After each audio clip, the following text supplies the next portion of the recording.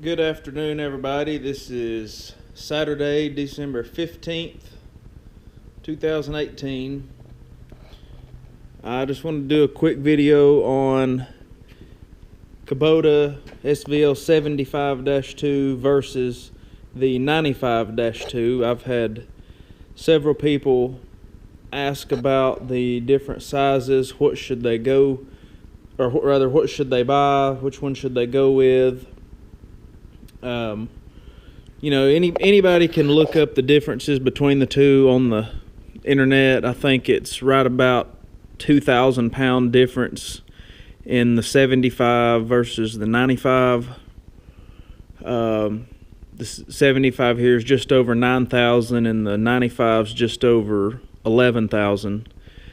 That might make a difference on what you're hauling with your truck. I just use my 2500. I wish I had a 3500 dually, but for right now this is what I've got, so that's what I use.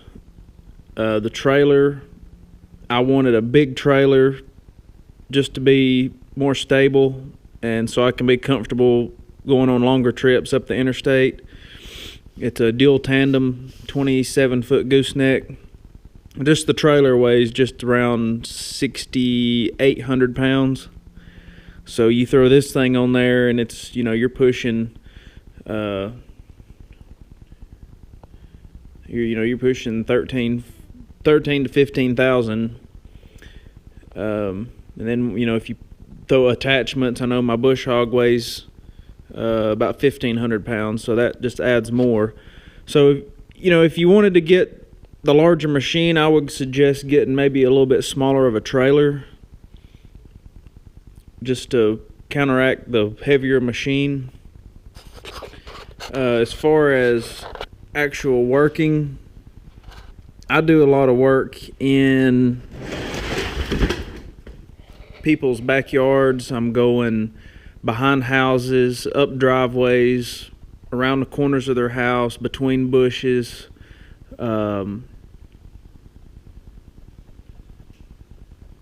Just different places that I think this 75 is better suited for.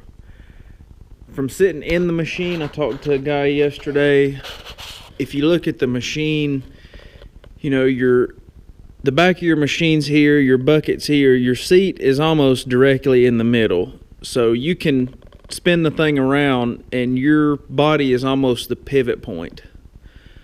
I know sitting in the 95, I've never ran a 95, but sitting in one, when you look back behind you, it just looks like the back of it's real far back there. If you're doing just landscaping, general landscape stuff, and you're, driveways and stuff, I think this 75 is plenty. If you're working the thing all day, every day, and you've got jobs where the machine stays on the same job site for weeks at a time, pushing a lot of dirt, tree work where you're in the woods running the thing all day long, pulling trees or, brush or whatever, yeah, the 95 would probably be better. The only thing I think, if you've watched some of my previous videos, I was bush hogging a hill, and the bush hog, or the material, was pretty thick. It was around 3 to 4 inch trees, and then had brush and briars and just undergrowth in between the trees. And I was able just to lift the front of the bush hog up about 2 to 3 feet and leave the boom all the way down and just drive forward. And it was very steep, probably I'd say good 35 to 40 degree incline. And when it was in that thick stuff, it was bogging the thing down, and I had it wide open and it would bog down with me. But I was trying to keep a steady pace. I would just slow it down a little bit going up the hill and it would pick back up. But maybe it's something like that. If you're doing that constant, then you'd want the 95 to have more power. So overall, I haven't really wished I had the 95. You know, that 2,000 pound more difference. You know, I've ran over septic tanks before, fill lines. It doesn't really bother it. You know, the 95, you might get into. You have to think about that stuff more if you're in people's yards and stuff. Sprinkler systems, underground power, you probably wouldn't have to worry about that. It should be deep enough. But I mean, there's a lot that goes into play with it. As far as just the Kubotas in general, I still love the thing. The doors, the selling point. I know I keep talking about it. If you've subscribed to my channel, I know you've heard me talk about it multiple times. The door swinging up above you is just, to me, is the way to go, because you can run it with the door open, hooking up, loading on the trailer, whatever. You don't have to worry about making sure your boom's all the way down just to be able to open the door. They don't have many electronics. They're mostly mechanical. All the gauges it has is the water temp and the fuel. And, you know, it has warning lights, but it don't have the electronic throttle. There's no, pretty much everything is just all mechanical. Throttle's mechanical. But I really like this machine. It's got 68 hours on it now.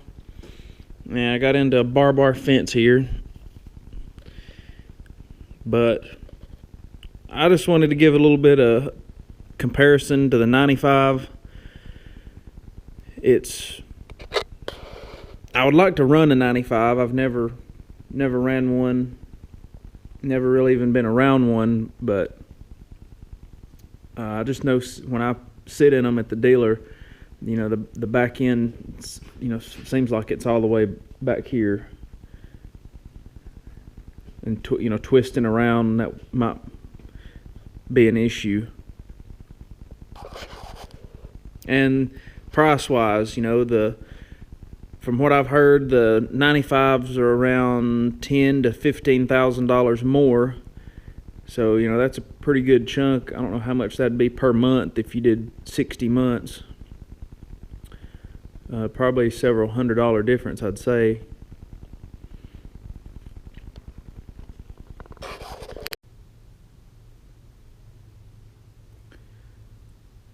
Also, several people's asked me to do a video about pricing jobs. How do I go about naming the right price, hourly rates? Mostly what I do is small jobs that don't take more than 3 to 4 to maybe 5 hours. Again, if you've subscribed to my channel, you've heard me say I love doing these little half-day jobs. Get there early, do something, and then, you know, scrape a driveway or whatever, and then be able to leave around 12 and go eat lunch.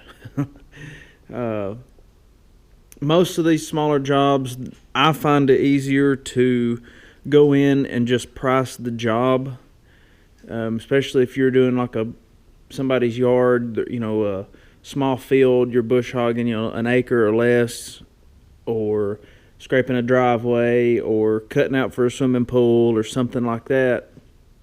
I think it's better just to price the job to the people. If you've got any materials you're going to have to buy, just add that in. And the way I do materials, now this doesn't include gravel for driveways. I just let that be the dump truck driver's own thing, and I'll include that in if they want me to, but I don't make any money off gravel. But like, I'm talking about if I have to buy, like, say, mulch jobs or something, just for handling the mulch, I usually double the price of my materials. If I have to buy anything, say filter fabric to go under gravel or even go under mulch or something, whatever the fabric costs me, I double it to just cover me, you know, the fuel to go pick it up, and just handling it, laying it down. As far as using the machine, I try to keep, and this is going to be different depending on what area of the country you're living in. I'm in southeast, North Georgia, not in a big city. If you were closer to Atlanta or something, outskirts of Atlanta, this could be a lot higher. I try to keep a $300 3 to 4 hour minimum. So it's going to take me $300, or it's going to take you $300 to get me to your house. And that's not set in stone. If it's somebody that's, used me before, or somebody that I know, I'll cut that down to maybe $250. It's just depending on what I'm doing and who it's for. But just for general work, somebody I don't know doing a job, I try to keep $300 minimum. That's pays for my fuel in this, pays for the fuel in the truck, and it gives me a couple $100 to throw in the bank. If you go over the $300 4 hour minimum, depending on what you're doing, I try to stay $75 to $80 an hour. I've done bush hogging where I've stayed at $75 an hour, and I wished I'd have stayed higher. The people were very happy with that price, didn't have any problem paying.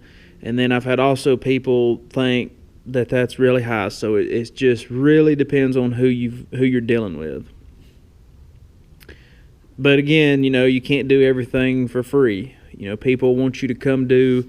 They want you to come spread one load of gravel or something, or half a load of gravel that's just sitting right here in their driveway, right where they want it, and it's only going to take you 15 minutes to spread it. Well, as much as I hate it, I've priced that before. Well, it's going to cost you $200 because you're 30 minutes away.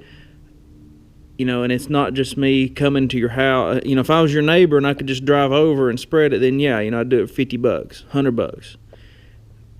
But when you got to consider your fuel, driving, your vehicle maintenance, and if at the end of the month, I write down everything, but I don't keep like a very detailed log.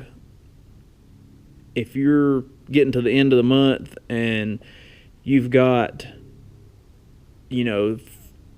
say 10 to 15 jobs that you've done that month, or say not even that many, say you've done 10 jobs the whole month at $200, well, that's $2,000. You're not going to have a whole bunch of money left over once you pay all your expenses and your payment comes out. So you've got to keep your minimum up and be able to make plenty profit, basically just to keep the thing running.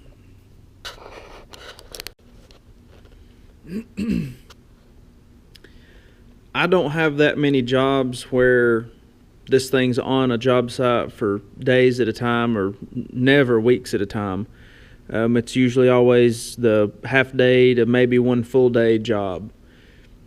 If you did start getting plenty of jobs where you're, working multiple days, you could do like a day fee where, say you're just using the bucket and you're just doing dirt work. You could do something like, $600 to $800 a day, and that cover, or even $500 a day if you could go that low. I wouldn't go that low. I'd do anywhere from $600 to $800 a day, and that covers a good 8-hour day. By the time you take out lunch, you could do it maybe even, I don't know, you maybe could do $500 a day if it was going to be something like a week-long deal or something.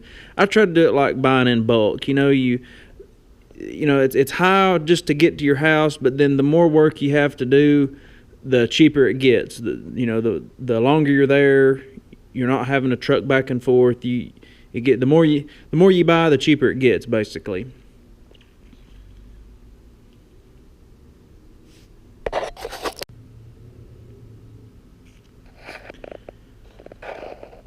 I do have quite a few jobs coming up that are going to be interesting. Need to subscribe. There's one is set in stone. Another one I'm still waiting to hear from. I've got some really steep hills to bush hog that are probably going to be some pretty good video if I can get somebody to come film for me, because I'm going to be thinking about flipping this thing down the hill and not worried about filming. It's directly behind the guy's house, and it's at least a 45-degree slope, if not more.